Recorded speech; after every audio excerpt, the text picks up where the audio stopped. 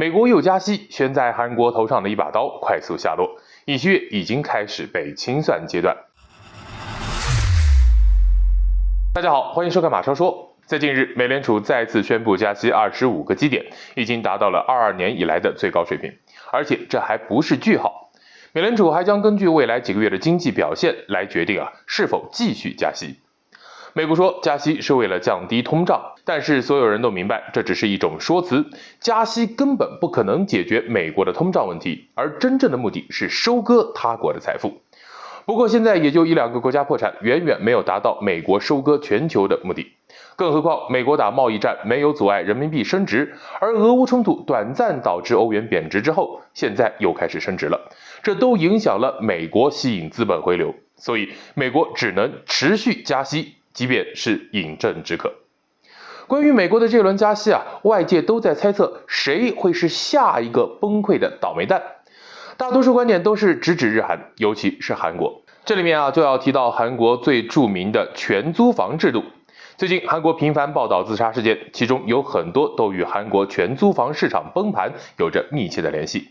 那么这个模式是这样运营的，只要你能拿出一大笔押金，相当于这套房的市值60%到80%左右就可以免费入住2年。到期之后呢，房东会把押金全部的退还给你。要是押金不够，银行还有专门的全租房贷款。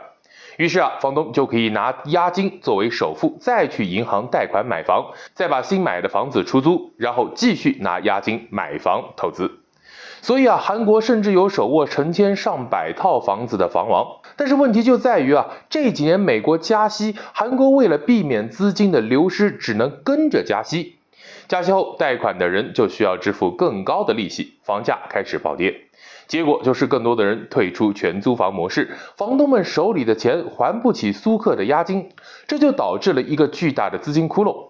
为了还押金，大量的房东会抛售房产，集中抛售导致房价进一步下跌，所以大多数房东根本就还不起庞大的押金，于是有很多就直接卷款跑路了，导致很多租客是血本无归，走投无路就选择了自杀。而与其相关的银行、保险、金融系统整体都面临着风险。美国加息是戳破这个巨大泡沫的主因，美国每一次加息，这个恶性循环就会加速。如果韩国外贸在持续下跌，通胀升高，很难不让人怀疑韩国楼市会不会第一个引爆金融危机。悬在韩国头上的那把刀正在迅速的下落。这还只是一方面，美国的收割一般分为资本和资产。韩国的金融和产业资本，凡是被美国盯上的，几乎都已经到了美国了。三星等韩国前10大财阀，大部分股本都已经归于美国的名下。更何况日本都知道躲避一下风险，而韩国则对美国是完全不设防，无条件的养入虎口。最近韩国的动作相当激进，可能就是为了转移矛盾。而韩国总统尹锡悦被起诉，他的岳母也被逮捕，估计就是对他出卖国家利益的一种反扑。所以说，做美国的盟友是致命的，只不过韩国这点体量还是不够，需要更多的牺牲品。